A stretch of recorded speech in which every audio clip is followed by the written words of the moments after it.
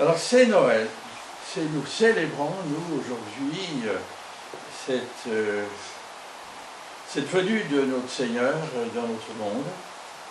Et c'est quand même extraordinaire de se souvenir, peut-être spécialement, que le grand Dieu qui a fait tout, qui a fait la vie, et quand on regarde le monde animal, le monde créé, c'est quand même extraordinaire.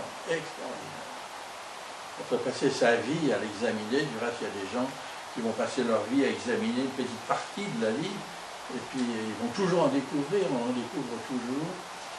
Et ce grand Dieu-là est devenu dans une forme de bébé, pour nous parler, pour se mettre à notre niveau et nous parler. Alors c'est pas comme le Seigneur m'a conduit, hein. On va parcourir cette histoire. Vous savez, on va parcourir cette histoire qui est contenue dans la Bible. Je viens de découvrir, parce que j'avais été jusqu'au bout de la Bible, là, qu'il y a là, tout à l'heure, là, qu'il y a un survol de l'histoire biblique à la fin, vous voyez, de cette Bible. Parce que la Bible est un livre d'histoire. C'est un livre d'histoire, et en fait, ça raconte deux histoires. Ça raconte l'histoire d'hommes rebelles, d'hommes, de femmes rebelles à leur créateur, et puis l'histoire d'un Dieu d'amour qui aime ces hommes et ces femmes rebelles, et qui va tout faire pour les rencontrer. Tout, jusqu'à donner sa vie. C'est cette histoire-là qui est contenue dans la Bible. Alors c'est une histoire, je trouve, extraordinaire, grandiose, et nous vivons dans cette histoire. Et nous avons une part dans cette histoire. Là où nous sommes, à Rochefort, puisque le Seigneur nous a conduits à Rochefort, nous avons une part de cette histoire à accomplir et à vivre. Alors cette histoire, elle commence où?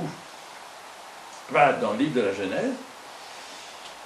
Dans le jardin d'Éden, ça commence où ça commence tout de suite, après qu'Adam et Ève eurent péché, après qu'ils aient rejeté, n'est-ce pas, la première place dans leur cœur au Dieu créateur qui leur avait donné la vie. Et qui leur avait donné un environnement de vie extraordinaire, dont on rêve toujours, dont tous les hommes, les 7 milliards d'hommes et de femmes sur la terre, rêvent au fond de leur cœur de ce paradis.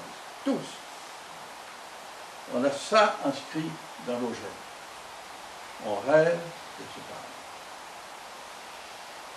paradis. Et ils ont, par orgueil, par vanité, se sont laissés séduire. Et puis ils ont succombé, puisqu'ils ont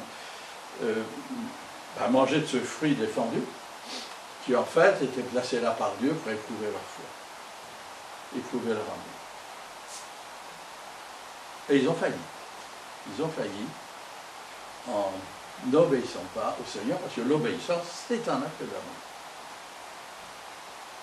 Et donc, ils sont devenus à ce moment-là disciples de l'ennemi de Dieu, du diable. Et ainsi, l'alliance qui existait entre Dieu, le Créateur, et Adam et Ève, les créatures, eh bien, était rompue. Il a été cassé, et ils sont devenus donc des parias, finalement, pour Dieu. Alors on va lire cela, parce qu'il y a quand même 2-3 choses intéressantes sur toute l'histoire à suivre.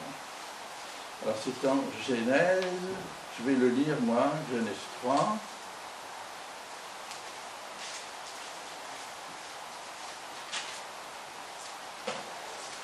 Vous voyez, moi je suis pas le modèle, hein, je cherche ma page. Ah, Genèse 3.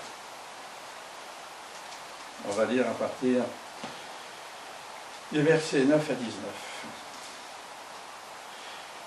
Cependant, Dieu, voilà, on est dans le paradis, ils ont péché, vous voyez, et Dieu vient les rencontrer dans le jardin.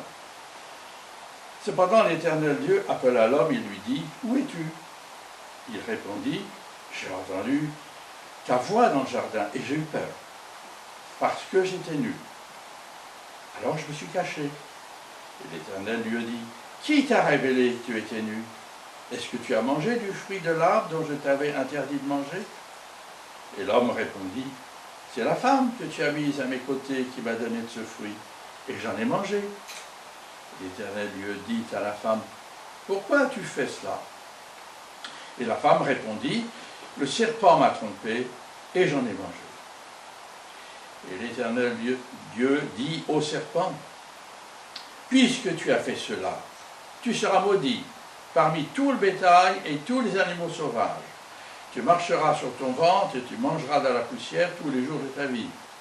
Je mettrai l'hostilité entre toi et la femme, entre ta descendance et sa descendance. Celle-ci t'écrasera la tête et tu lui blesseras le talon. » Il dit à la femme, « J'augmenterai la souffrance de tes grossesses, c'est dans la douleur que tu mettras des enfants au monde. Tes désirs se porteront vers ton mari, mais lui, il dominera sur toi. » Il dit à l'homme, « Puisque tu as écouté ta femme et mangé du fruit au sujet duquel je t'avais donné cet ordre, tu n'en mangeras pas, le sol est maudit à cause de toi, et c'est avec peine que tu en tireras ta nourriture tous les jours de ta vie. Il te produira des ronces et des chardons, et tu mangeras de l'herbe des champs, et c'est à la sueur de ton visage que tu mangeras du pain, et ce, jusqu'à ce que tu retournes à la terre, puisque c'est d'elle que tu as été tiré. Oui, tu es poussière, et tu retourneras à la poussière. » Important ce texte, très important, il nous dit beaucoup de choses ce texte. Tout d'abord, Dieu condamne le diable, verset 14, tout de suite. Et il le maudit, c'est-à-dire que, vous voyez, dans Job, le diable avait accès à Dieu. C'est fini, il n'a plus accès. C'est coupé, c'est terminé, il est maudit. Il n'a plus accès à la face de Dieu, il n'a plus accès devant lui. Et il est rejeté sur la terre. Verset 15, le Seigneur dit aussi quelque chose de très important. Il dit que les choses ne vont pas rester comme ça. Maintenant, il va y avoir deux lignées. Une lignée, n'est-ce pas, qui est humaine, qui va être conduite par le diable, et puis une autre lignée qui, elle, va chercher la face de Dieu, et que Dieu accueillera, à certaines conditions. Et ces versets-là sont donc très importants, et puis de plus, ces deux lignées vont être en conflit continuel. Continuellement, tout au long de l'histoire, ces deux lignées vont être en conflit. On retrouve ces deux lignées tout à la fin, c'est très curieux, tout à la fin dans Apocalypse, je vais vous lire, Apocalypse 12, tout à la fin, au verset 16, où là, on est dans les grands combats de la fin, où le dragon, donc l'image du diable, poursuit la femme, hein, et au moment où il va l'attraper, la terre, où il envoie donc de l'eau, hein, un grand fleuve pour l'attraper, il nous est dit au verset 16, la terre secourut la femme, elle ouvrit et engloutit le fleuve que le dragon avait lancé de sa gueule. Furieux contre la femme, le dragon s'en alla faire la guerre au reste de sa descendance, à ceux qui respectent les commandements de Dieu et qui gardent le témoignage de Jésus. Jusqu'au bout, il y aura un conflit entre les deux lignées. Alors, devant cette situation, Dieu va donner une graine d'espérance à Adam et Ève. Il dit à la femme, celle-ci, quand il parle toujours au serpent, hein, il dit, celle-ci t'écrasera la tête et tu lui blesseras le talon.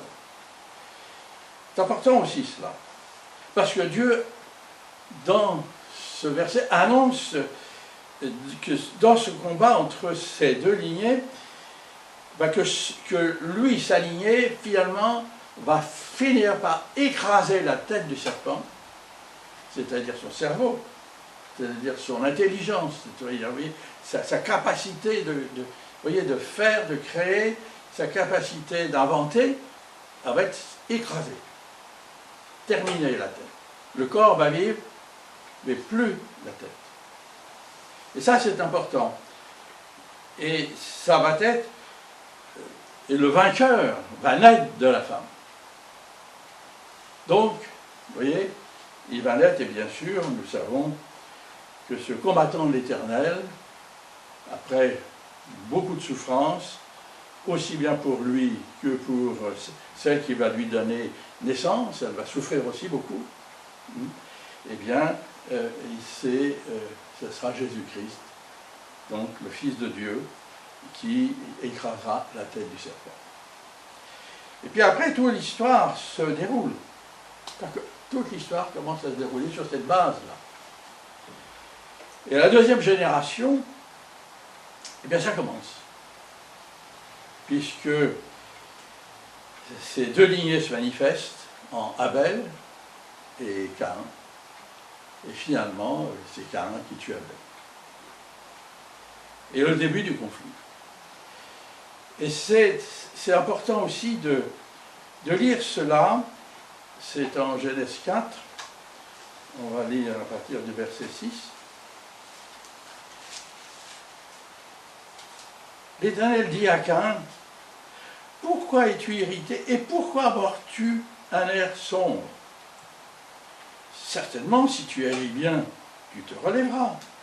Si en revanche tu agis mal, le péché est couché à la porte et ses désirs se portent vers toi, mais c'est à toi de dominer sur lui. » Cependant, Caïn dit à son frère, à son frère Abel, « Allons dans les champs. » Et alors qu'ils étaient dans les champs, il se jeta sur lui et le tua. On voit la disposition du cœur de Caïn. Le péché est couché à sa porte, c'est-à-dire il est couché dans sa vie. Hein? Mais c'est à toi de dominer sur lui. Et il n'a pas dominé sur lui. Il s'est laissé envahir par le péché. Et là, il manifeste la naissance de cette ligne de révolté, cette ligne humaine. Et puis à partir de ce moment-là, vous voyez, il y a deux histoires qui vont se mêler, que la Bible raconte très bien. Cette histoire humaine, et puis l'histoire humaine, on la connaît, hein. C'est que des guerres, que des guerres, que des guerres, que des souffrances, que des crimes. Et ça continue. En ce moment, c'est qui, les Chinois, les Américains, vont bouffer le monde. C'est ça le grand conflit. Et le jour où ça va éclater, ça va être vraiment horrible. On en est là, toujours, toujours, toujours.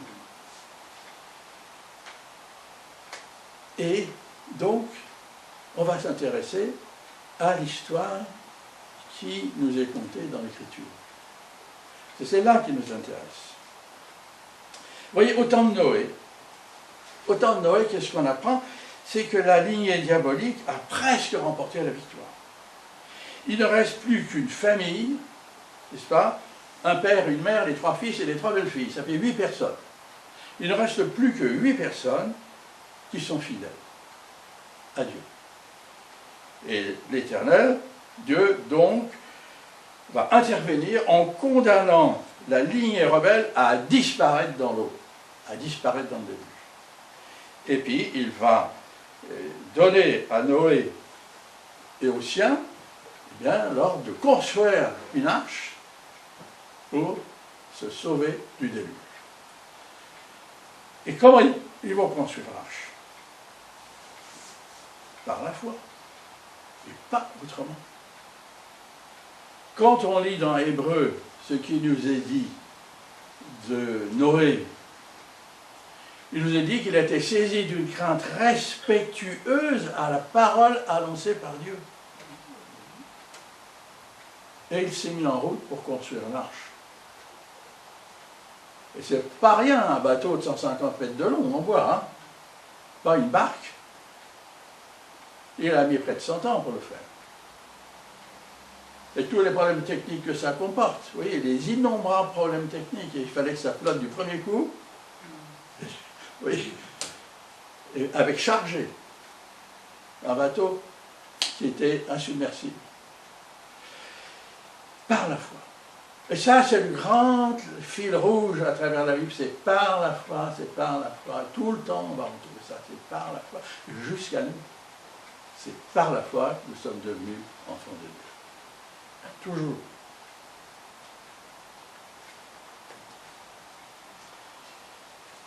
Et puis alors, Dieu va donner un signe.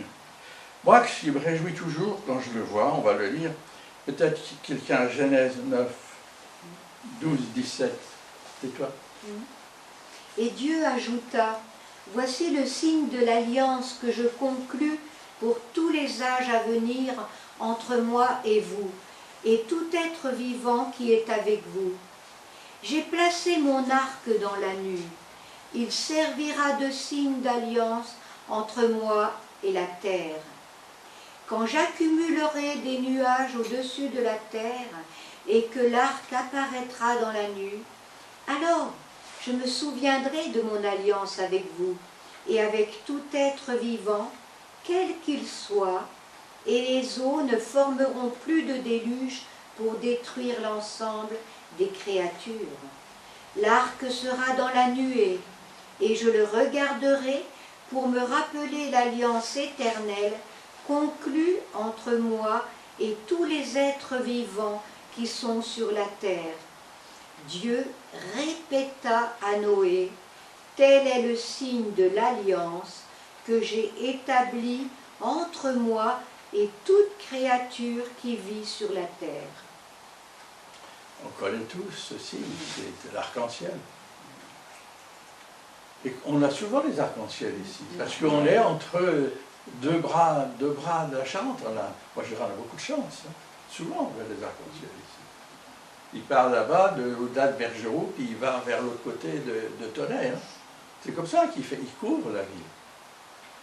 Alors, peu de gens savent ça aujourd'hui. C'est un signe, c'est le signe que Dieu est là, qu'il ne nous oublie pas, n'est-ce pas? Qui veille sur nous, qui nous garde. Et quand on pense que le nombre d'arcs-en-ciel qu'il y a par journée sur la terre, il y en a des milliers sur la terre, dans une même journée, dans 24 heures, partout, Dieu se manifeste, tout le temps. Et tous les hommes ne peuvent pas dire qu'ils n'ont pas vu les arcs-en-ciel. Ils ne pourront pas le dire au moment du jugement. Ils ne pourront rien dire. Ils auront la bouche fermée. Ensuite, on arrive, après ce temps de déluge, de nouveau, la ligne diabolique remplit la terre de nouveau. Alors ça, on commence à rentrer dans l'histoire avec l'Antiquité, avec les civilisations de Mésopotamie, ces civilisations sumériennes, égyptiennes. On est à ce niveau-là, on rentre dans l'histoire. Et l'Éternel, à ce moment-là, va commencer à faire une lignée fidèle. Une lignée fidèle, et pour, n'est-ce pas, pour construire, Seigneur, à partir d'un couple, eh bien, un peuple qui va représenter la lignée fidèle. Et ce couple, ça va être Abraham et Sarah.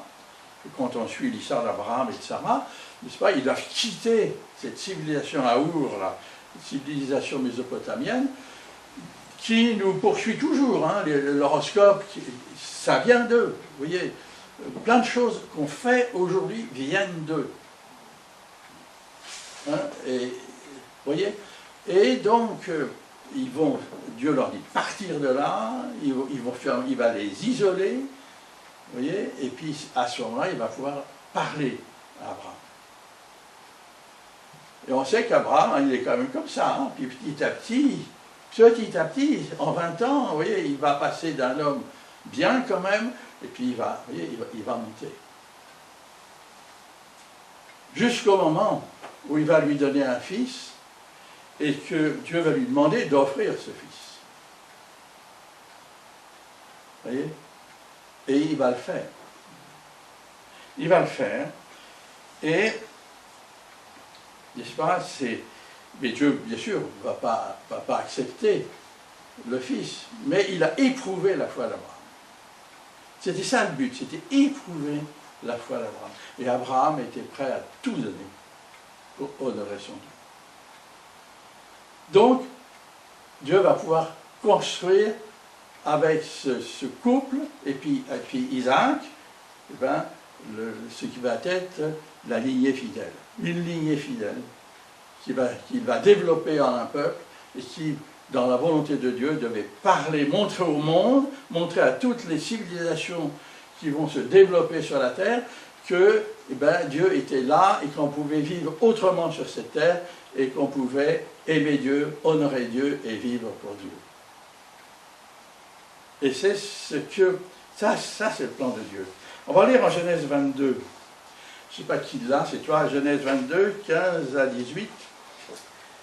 L'ange de l'Éternel appela une seconde fois Abraham des cieux et dit : Je le jure par moi-même, parole de l'Éternel, parce que tu as fait cela et que tu n'as pas refusé ton fils, ton unique, je te bénirai et je multiplierai ta postérité comme les étoiles du ciel et comme le sable qui est sur le bord de la mer. Et ta postérité possédera la porte de ses ennemis. Toutes les nations de la terre seront bénies en ta postérité, parce que tu as obéi à ma voix. Vous avez vu au verset 17, ta postérité possédera la porte de ses ennemis. Ça c'est important. Ce qui veut dire que la postérité d'Abraham va dominer, n'est-ce pas, va dominer la lignée diabolique. C'est ça que ça veut dire. Quand on tient les portes d'une ville, on tient la ville. Vous voyez ? Et bien on va passer du temps, on va se retrouver au temps de Moïse. Alors la postérité physique d'Abraham, n'est-ce pas, elle est nombreuse maintenant, et Dieu va sortir ce peuple d'Égypte par la foi. C'est toujours par la foi.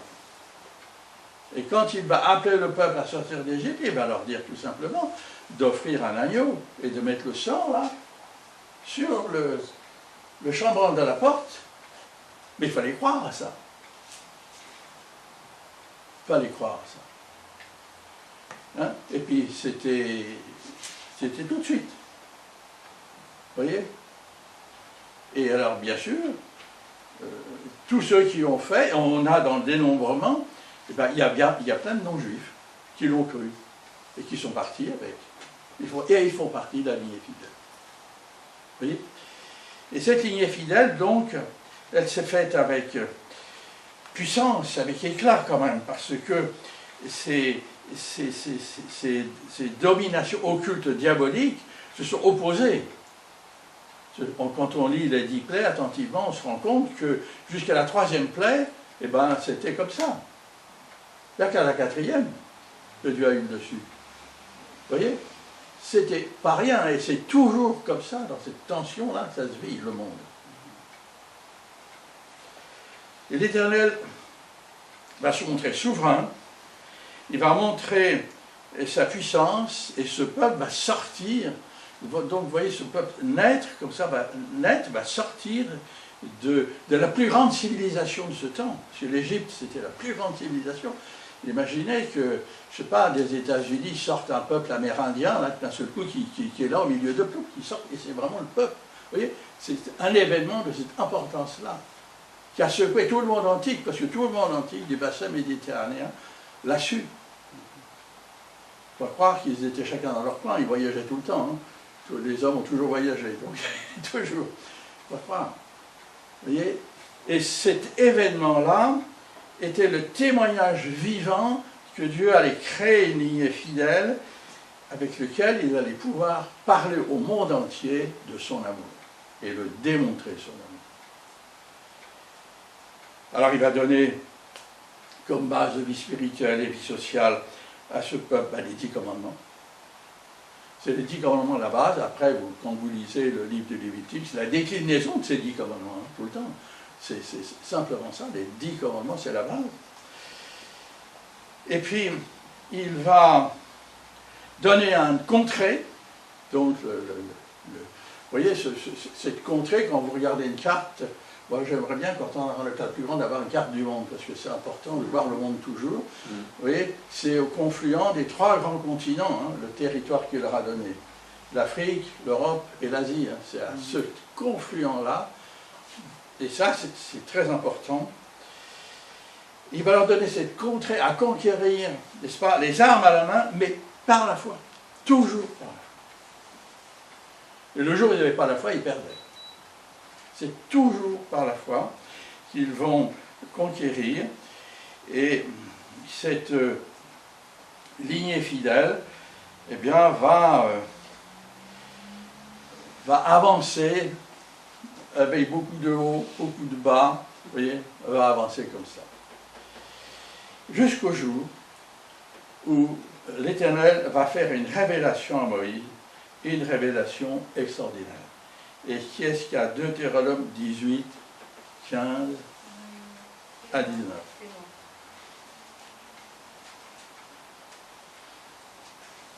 Les prophètes. L'Éternel, ton Dieu, te suscitera du milieu de toi, d'entre tes frères, un prophète comme moi, vous l'écouterez.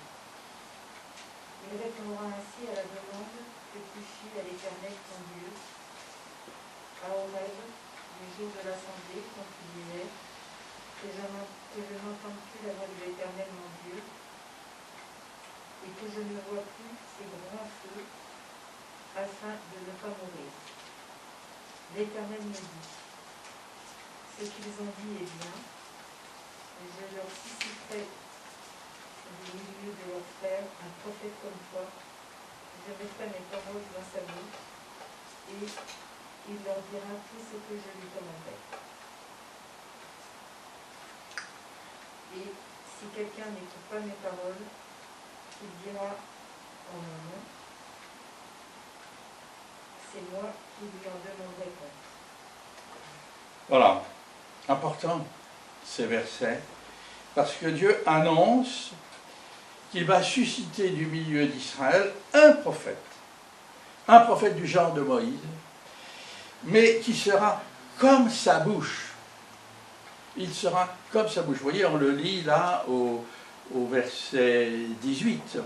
Je mettrai mes paroles dans sa bouche et il leur dira tout ce que je lui ordonnerai.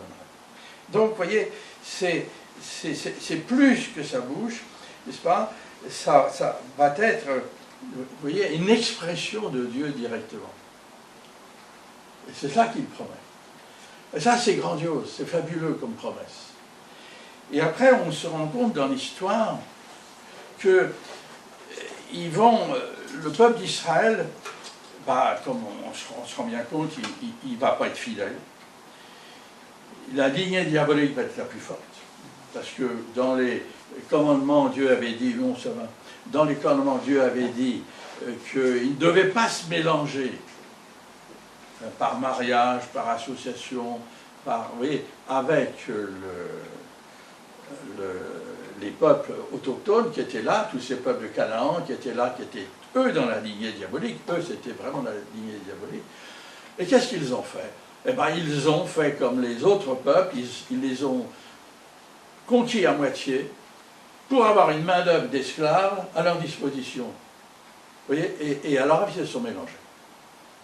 Et c'est comme cela que le peuple d'Israël, de l'Ancien Testament, s'est mis à pécher, s'est mis à rejeter Dieu. Vous voyez. Mais cependant, il y a toujours une lignée fidèle. Toujours, on se rend compte quand on lit les rois, quand on lit tout ça, tous ces livres-là. Et il y a eu des prophètes fidèles, une lignée de prophètes qui, finalement, ont cherché à savoir, n'est-ce pas, qui était cet envoyé et quand il arriverait. C'est vraiment, ils ont fait l'objet de cette recherche. Isaïe, on le trouve, Jérémie, Ézéchiel, tous les prophètes ont fait ça. Et moi, je trouve que Pierre le résume bien, si quelqu'un veut le lire, Pierre 1, 10, 12.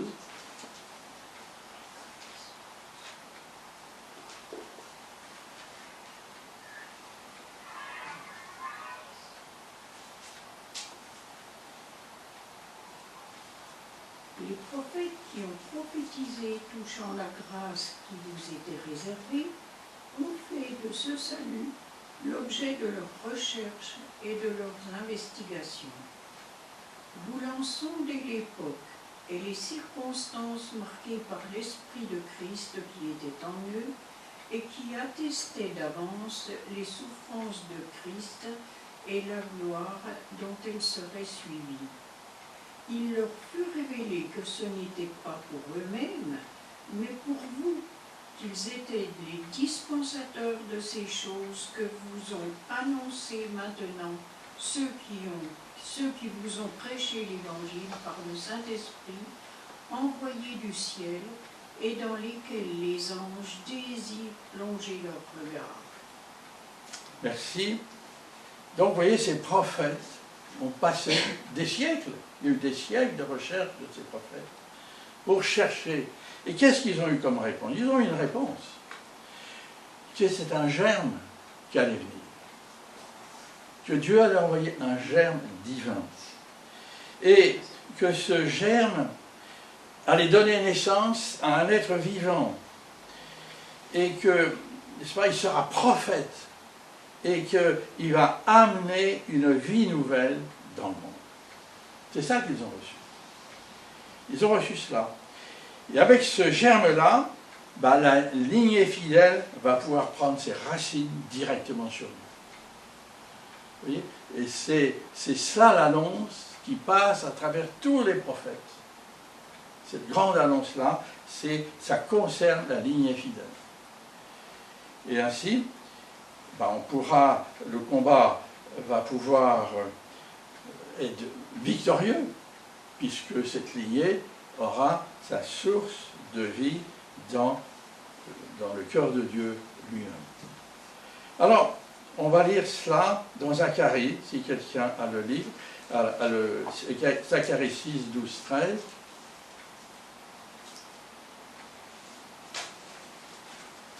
Puisque cette lignée fidèle va toujours mener ce combat, elle va gagner, mais après plein de péripéties douloureuses. Zacharie 6, 12 à 13. C'est qui? C'est toi? Vas-y. Tu lui diras, ainsi parle l'Éternel des armées. Voici un homme dont le nom est Germe. Il germera là où il est et bâtira le temple de l'Éternel. C'est lui qui bâtira le temple de l'Éternel. Il portera les insignes de la majesté.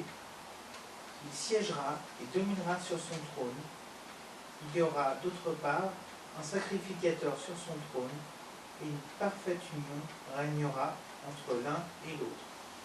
Merci, voilà. Il va construire le temple de l'Éternel. Et le temple de l'Éternel, c'est l'Église. C'est l'Église.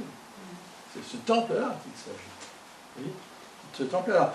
C'est repris en Zacharie 3.8, Ésaïe 4.2, vous voyez Jérémie 23.5 et 33.15. Vous voyez, c'est pas...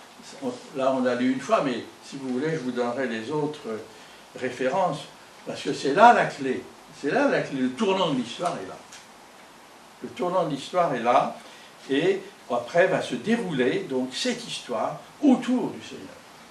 Alors qu'est-ce que les prophètes vont apprendre? C'est curieux comme Dieu s'est adressé à eux d'une façon très dispersée, parce qu'il aurait pu tout dire à un, bien qu'il ait dit beaucoup de choses à Ésaïe, mais ce n'était pas suffisant pour arriver à construire. Ce n'était pas suffisant. Dieu a voulu comme cela, et s'aimer en fait des siècles, vous voyez, d'encouragement et d'espérance. Alors on va savoir la famille où il va naître.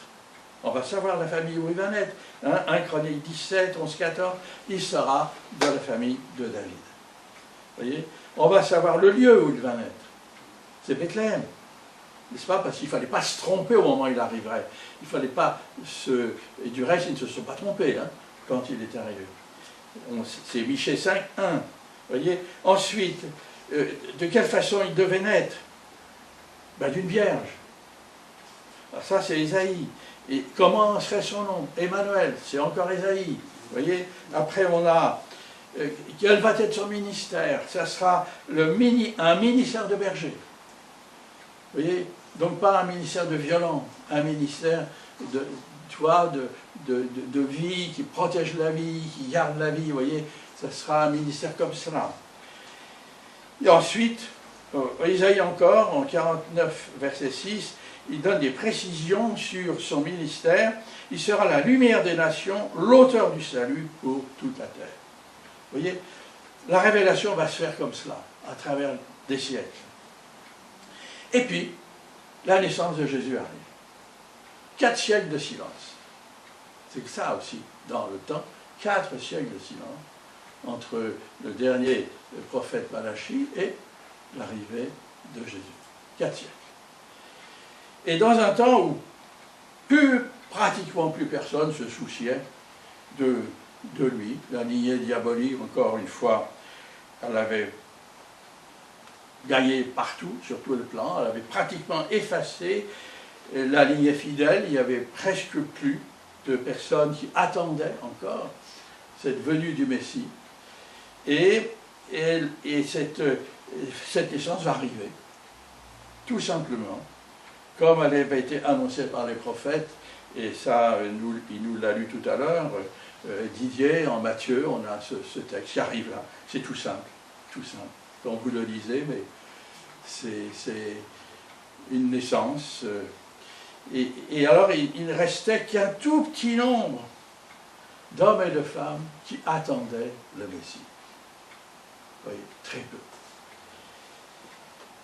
On va quand même, je vais rajouter à ce que tu as lu de Matthieu 1, 18, je vais rajouter ce que Luc dit. Luc dit, au chapitre 1, verset 32, qu'il sera grand et sera appelé fils du Très-Haut. Et le Seigneur Dieu lui donnera le trône de David son père, il régnera sur la maison de Jacob éternellement, et son règne n'aura point de fin. Si vous mettez les deux textes ensemble, là vous avez la description, là, on est en face du Seigneur. On est en face de la révélation de Dieu, et bien sûr, c'est Jésus-Christ ce germe. Ce germe de l'Éternel, n'est-ce pas? Il s'est transformé en homme dans le sein de Marie, mais un homme pur, n'est-ce pas? Un homme qui a les deux natures, qui a la nature divine, la nature humaine, n'est-ce pas?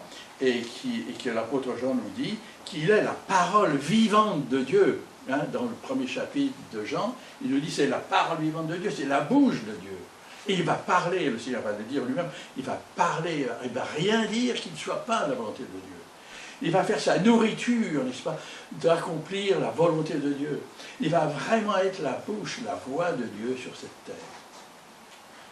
Et c'est à partir de lui que va naître la lignée fidèle, n'est-ce pas, et qui va plonger ses racines sur Dieu lui-même, sur le Père éternel lui-même. Alors,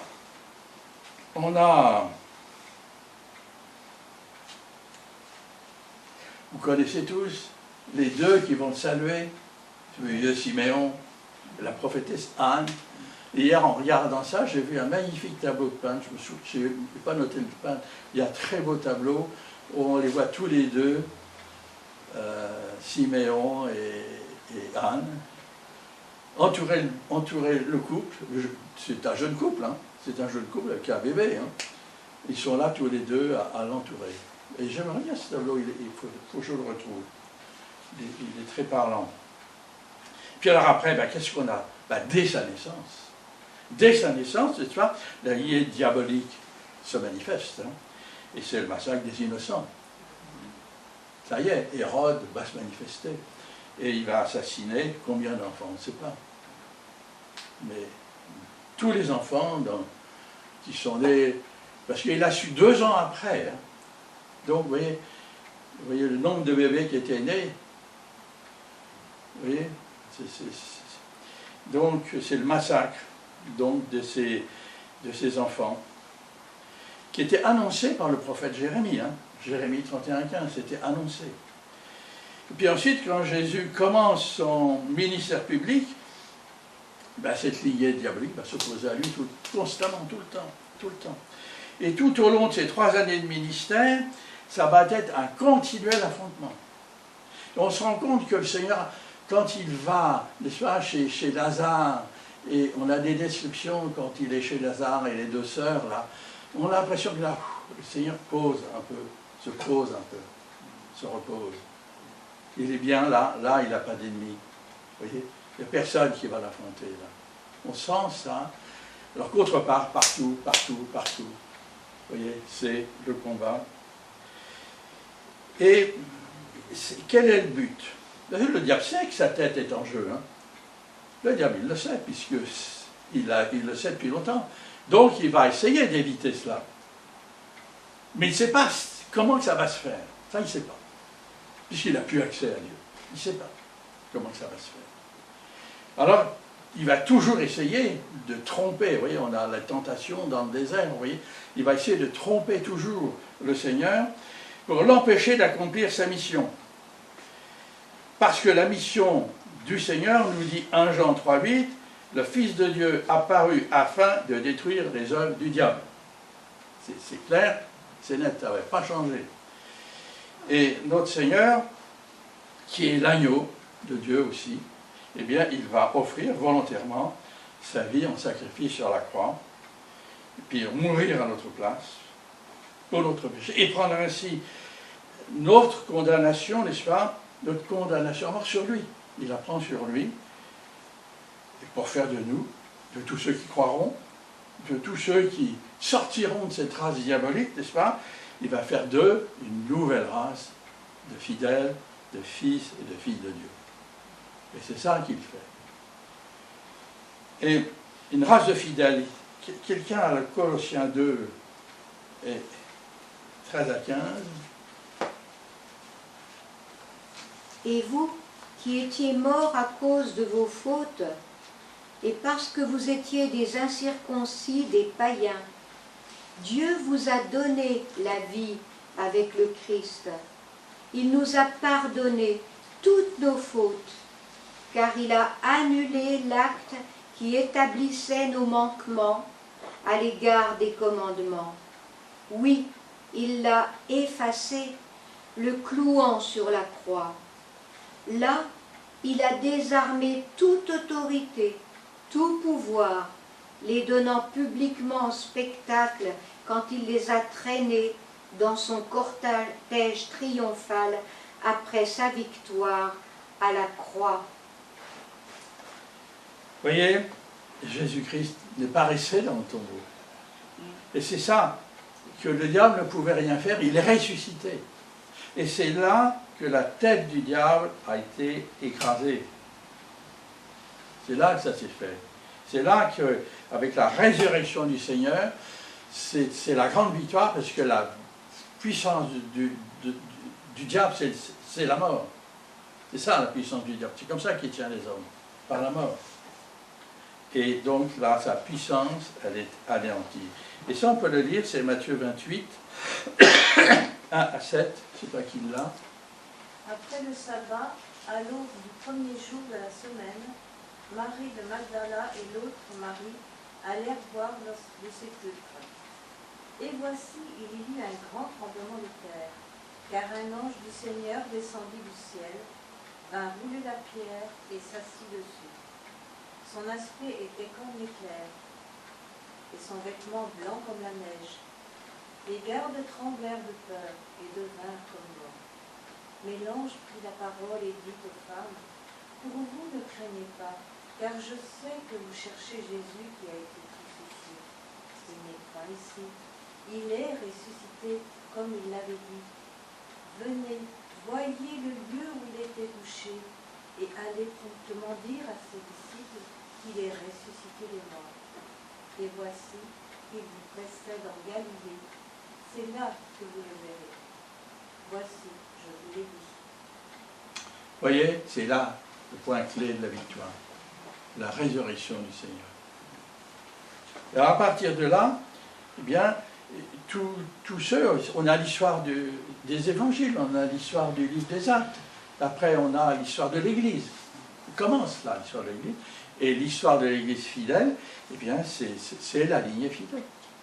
C'est elle, n'est-ce pas? Et on fait partie de cette lignée. On en fait partie.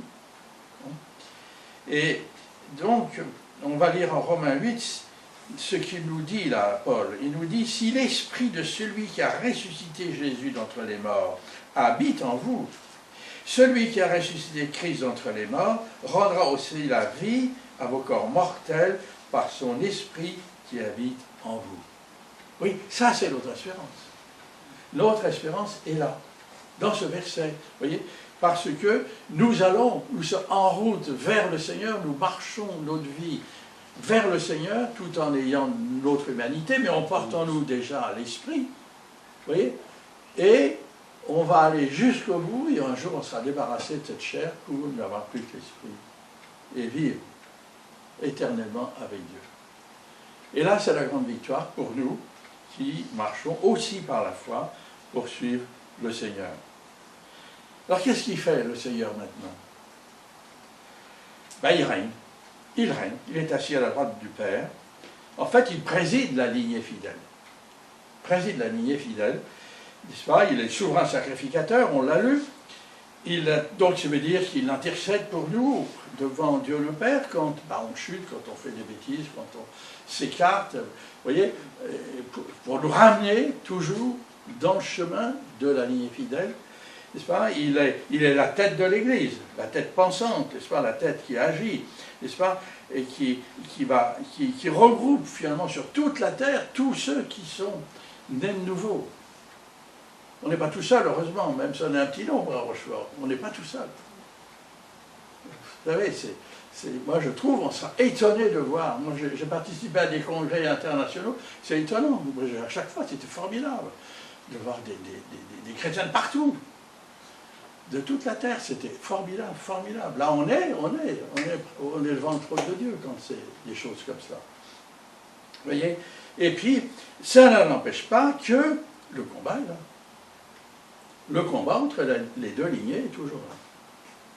Et on se rend compte qu'aujourd'hui, il y a une influence de la ligne diabolique qui s'intensifie sur la terre. Et on le sent, on se rend compte. Et même les journalistes n'arrivent plus à le cacher. Vous voyez? Et dans notre pays, c'est pareil. Alors on peut lire 2 Timothée 3, 1 à 5.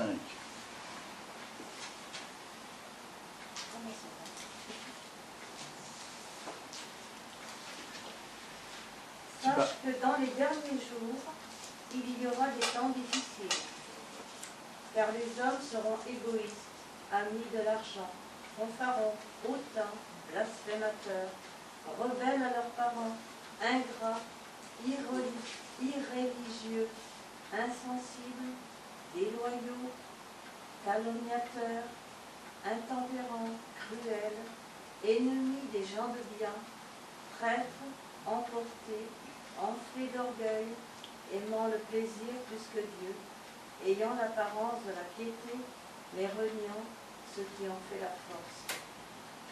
Éloigne-toi de ces hommes-là.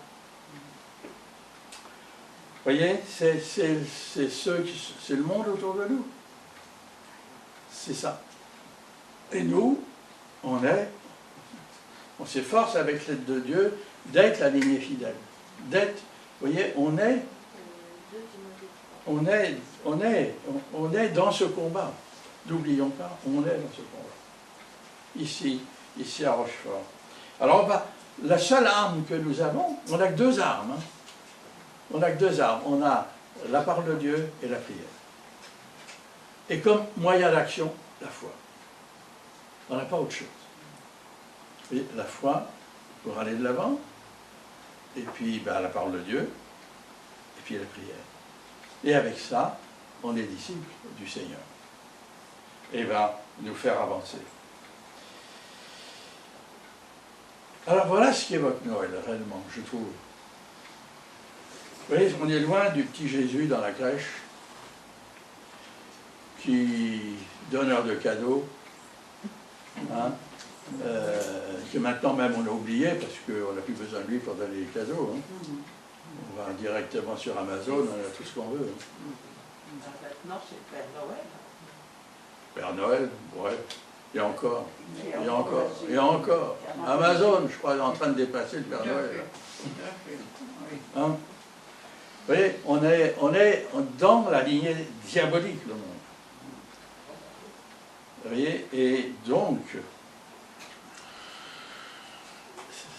gardons cette notion que nous sommes dans une histoire, que nous sommes en mouvement avec le Seigneur, que nous sommes, il a besoin de nous pour agir, pour construire, parce qu'on est son Église, vous voyez, on est une partie de son corps ici, et on est relié à tous les autres autour. On n'est pas tout seul, on est relié, n'est-ce pas, aux autres membres de son corps. Et il va nous utiliser pour se glorifier, parce que c'est ce qu'il veut, notre Seigneur, qu'en sauver l'autre, en sauver toujours, et toujours, Seigneur, ramener à lui ceux qui veulent quitter la lignée diabolique qui mène à l'enfer, qui mène à la perte. Et il y en a toujours. C'est pour ça que le Seigneur a ranimé dans nos cœurs ce désir d'évangélisation, d'aller nous confronter avec ce monde extérieur, pour leur dire, ah, on est là, le Seigneur est là, et il vous attend. Vous voyez, et c'est ce que le Seigneur veut pour nous. Alors une question se pose, avec Noël, moi ça m'est toujours posé, c'est, est-ce que je suis vraiment consacré? Est-ce que je suis vraiment dans la ligne fidèle? Ou est-ce que j'ai un pied d'un côté et un pied de l'autre? C'est facile. Est-ce que j'ai un pied, là, toujours un peu là-bas, sur quand même des bonnes choses, et j'ai un pied. Non, vous voyez, et là on marche à cloche-pied. Et là on n'avance pas. Et là on a des problèmes. Et là on est décourageant. Non, il faut avoir les deux pieds du bon côté.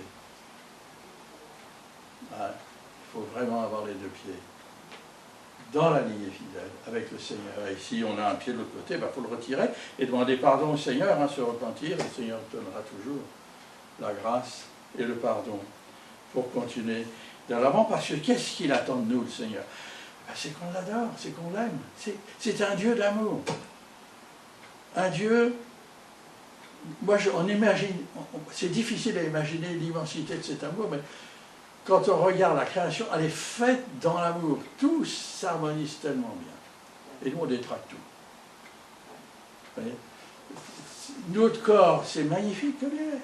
C'est fantastique.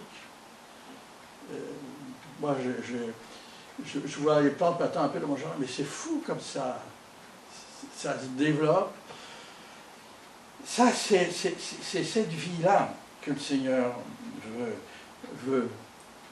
Il veut nous conduire, n'est-ce pas, dans cette apothéose. Ce n'est pas une espèce, c'est une apothéose de sa création, de son amour, nous le faire goûter, nous le faire toucher. Et c'est ça la bonne odeur que nous allons amener aux autres, la lumière que nous allons amener aux autres. C'est de cela que le monde a besoin. C'est de cela. Alors que nous puissions l'adorer, puisqu'on va... Oh, j'étais long, qu'on va passer au pain, au repas que le Seigneur a demandé pour nous. On va y venir avec des mains pures, avec un cœur pur aujourd'hui. J'espère que le Seigneur nous aide de façon à partager ce repas dans la joie de sa naissance. C'était quand même une joie fantastique, joie de sa naissance. On voit les bergers qui étaient des gens frustres, c'était le bas de la société. C'est à eux que c'est adressé. Ce n'est pas aux riches de la ville, c'est à ceux qui étaient dans les champs, qu'on ne voulait pas voir. On dirait aujourd'hui je sais pas, les manœuvres, vous voyez, on dirait ça aujourd'hui. C'est à eux qui s'est adressé. Et ils sont venus voir, et ils ont vu, et ils ont été heureux. Vous voyez, c'est ça l'amour. On ne soupçonne pas la puissance de cet amour. Et ces ramifications, ça passe partout. Et c'est de ça que le Seigneur nous demande de vivre avec lui. C'est cet amour-là qui transforme. Alors, je vais vous lire un dernier verset, puis après on passera à la Sainte Seine. C'est en Apocalypse 5.